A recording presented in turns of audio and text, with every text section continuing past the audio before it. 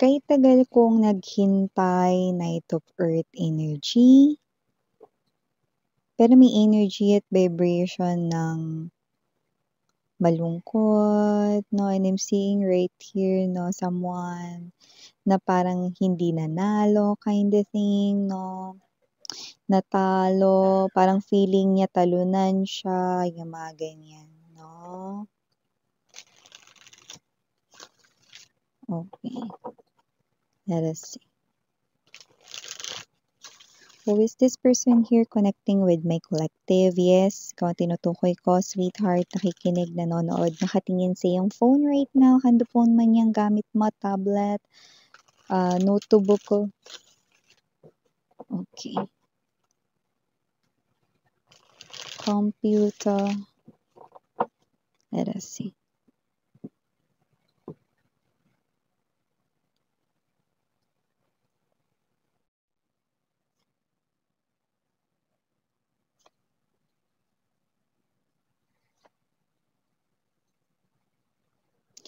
This person here likes you. Hindi nga lang eh. This person here loves you.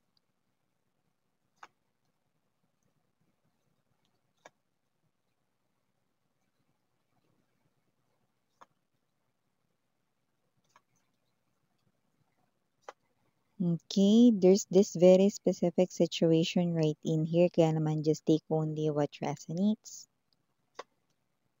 Six of Earth, center of the reading. I'm seeing that this is your energy, Seven of Earth right in here, Six of Earth and balance.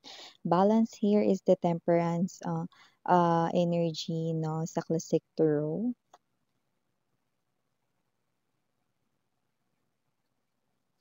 Okay. Yeah, hindi na nakakapagtaka. Okay.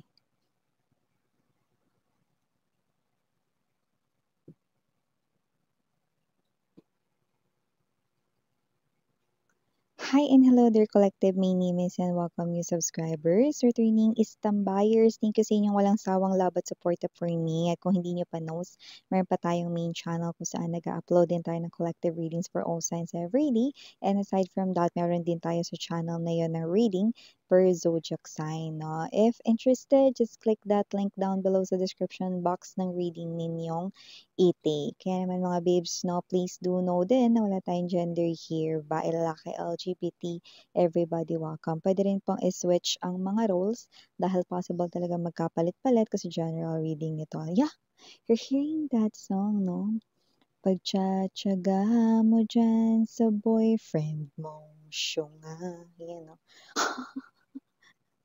Yeah, that's Parokya ni Edgar song. Yan, no? Wala tayo rito na gender, mga babes, no? Okay? But someone here, no, could be thinking like, no, na parang dapat hindi ka na nagtsatsaga dyan sa boyfriend, girlfriend mo, sa asawa mo, sa kung sino man ka-connect mo rito, ka-live-in mo, ka-in relationship mo, no?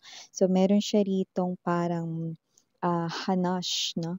Meron siya ritong hanash, no, with your boyfriend, with your girlfriend, no? And yeah, this thing right in here, no, possible, mga babes, na yung iba sa inyo, okay, eto, yung energy na may gusto sa'yo pero hindi mo gusto or isa siya ron sa pwedeng nakipag-compete, no, to win your heart, no, pero pwedeng meron kang ibang napili, no, may iba kang minamahal. Iba naman, doesn't have to be na isa siya sa mga nanligaw sa'yo, no, or whatever, no, pero nakita natin dito na ito yung person na to, no, meron talaga siya ritong gusto sa'yo, no? And mangyayari ito kapag meron ka ng ka-relationship, no? So, okay, I do see that this person right here is someone, no, na nagsimula lang sa pagka-like sa'yo, nagkagusto siya sa'yo, hanggang sa na-develop na yung feelings niya for you, yan, okay? Just take how this resonates, at saka timeless din po kasi ito. So, pwedeng nangyari na sa iba naman nangyayari na ngayon, sa iba naman ay mangyayari pa lamang mga babes, 'no?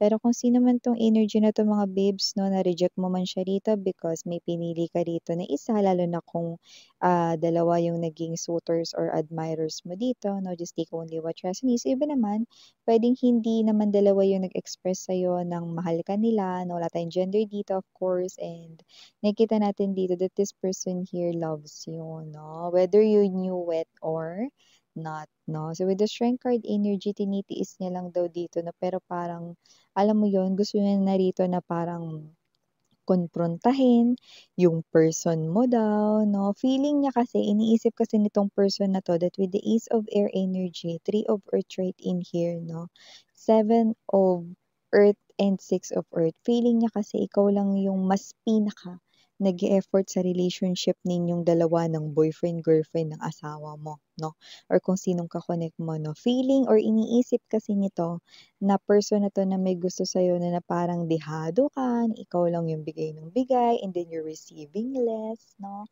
Pero hindi yun yung nakikita ko mga babes 'no, nag-o-overthink lang siya rito 'no, because with the Seven of Coins energy, balance right in here, nakita ko naman na parehas namang may equal give and take sa inyo ng iyo ritong boyfriend, girlfriend, partner mo, asawa mo 'no, ka-live-in mo, kung sino man yang ka-connect mo 'no. Yun nga lang siyempre, eh, wala namang perfect na relationship. So with the Five of Air energy, meron pa ring mga hindi iniiwasan na mga minsan hindi nagkakaintindihan, minsan hindi nagkakasundo, 'di ba?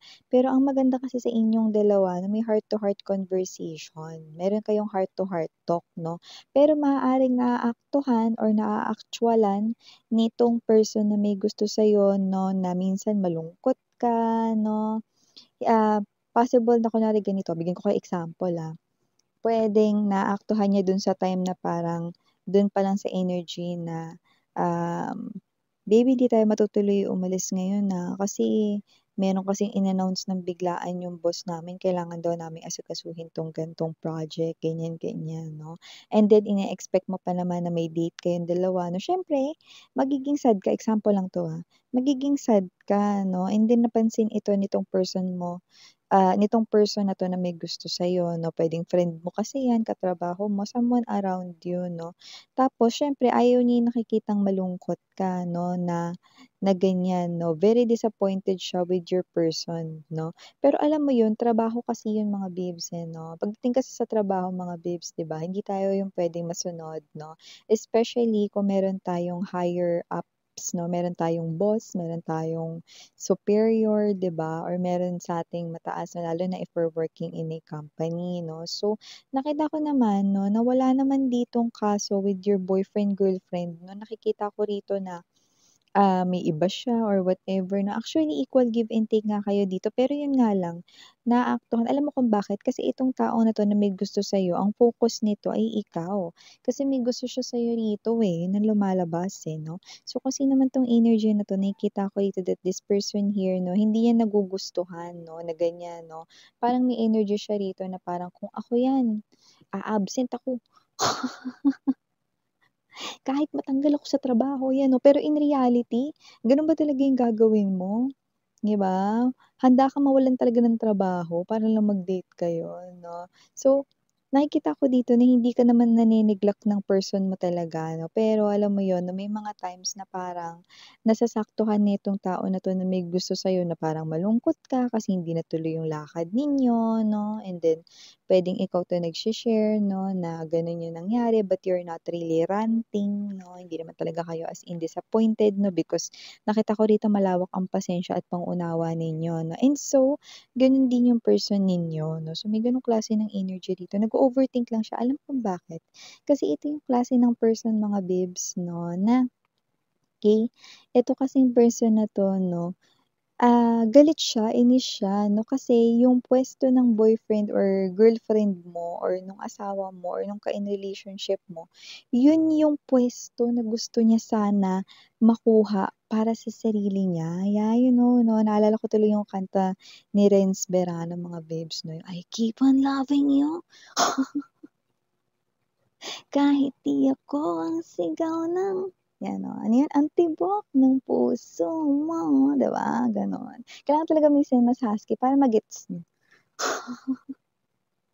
'Di ba? So, this person here keeps on loving you kahit hindi siya 'no, ang tibok at sigaw ng puso mo, 'di ba? I keep on loving you, yun 'no, ba't parang sa'kin papunta na sa Soko. So, eto na nga, ayan 'no. Eto na nga mga babes 'no, so kasi naman 'tong energy na 'to nag-o-overthink lang siya, in other words nag-o-overreact lang siya rito dahil this person here likes you, eh. Gusto niya yung puwesto ng person mo pero wala na, sa normal lang naman talaga kayo rito 'no, na normal lang na nagkakatampuhan minsan sa loob ng relationship 'no. Hindi naman everyday happy-happy, 'di ba may mga ganyan talaga na may calling sa trabaho, 'di ba, may kailangan mga asikasuhin gawin, mapa-personal life man 'yan, 'di ba? So, may kailangan talagang mga bagay na gawin 'no, may mga bagay talagang hindi natutuloy. Hindi naman porket hindi natutuloy, hindi na mare-risked, 'di ba? Example lang naman yung may lakad ta's hindi natuloy, 'di ba? So, mga gano'n. So, nakita ko naman na if ever man may mga gano'n, bumabawi naman yung person mo sa'yo, eh. Parehas kayo, Six of Earth energy 'no. Nag-o-overreact lang talaga 'tong isa na 'to kasi gusto niya, siya yung boyfriend mo, siya yung girlfriend mo, siya yung ka-in relationship mo, siya yung humahawak ng kamay mo, siya yung kumikiss sa'yo, yumayakap sa'yo. Gusto niya yung spot kung saan yun yung spot ng ka-partner, ka-relationship, ka-connect mo, yun yun 'no. So, this person right here, nakikita ko rito na medyo, kahit ganyan siya nagre-react, alam niya na parang dapat hindi siya mag-cross ng line 'no. Pero yun nga nakikita ko rito na dinadaan niya sa parang mga pasundot-sundot na pagbanggit-banggit sa'yo na, "Alam mo dapat hindi ka ginaganyan ng boyfriend mo, eh, dapat pinahahalagahan ka niya ganito, ganyan." Ako yan a-absent ako. 'Di ba, may mga gano'ng klase ng energy na pero uulitin ko lang, you know your person very well 'no, okey? Nakikita ko yan dito at alam mo na hindi ganyan ang boyfriend at girlfriend mo, 'no. So, nakita ko dito mga babes na medyo hindi pa talaga tanggap nitong tao na 'to lalo na 'no, kung may pagpili talagang nangyari noon 'no, siya at yung boyfriend mo ngayon at mas pinili mo yung boyfriend or girlfriend mo ngayon or asawa mo na ngayon, just take how this resonates, 'di ba? Hindi niya pa tuluyang natatanggap, bitter pa siya mga babes 'no, bitter pa siya. Kaya nakikita natin ganyan siya. So, nakikita natin dito mga babes with the star card energy, magician 'no, and the three of water 'no.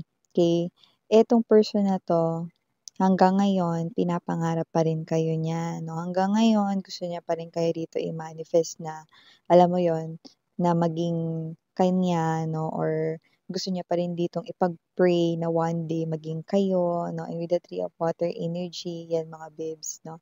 Parang may energy siya rito na, "Sige, okey lang muna ako ngayon, kuntento lang muna ako na friend niya." Huwag kang mag-alala, hindi naman siya yung energy na aagawin niya kayo or whatever 'no. Kasi una sa lahat hindi naman kayo magpapaagaw 'no, lalo lang din naman kung siya lang rin naman yung aagaw. Bakit miss yan? Eh, siyempre hindi nga siya yung gusto niyo 'di ba, kaya nga iba yung pinili niyo rito, 'di ba? So, lumalabas yun na gano'n dito. Pero yun nga ano, hindi pa rin maganda na meron siyang mga pasundot-sundot na ganyan na ano, "Alam mo kung ako yung ano mo," 'di ba?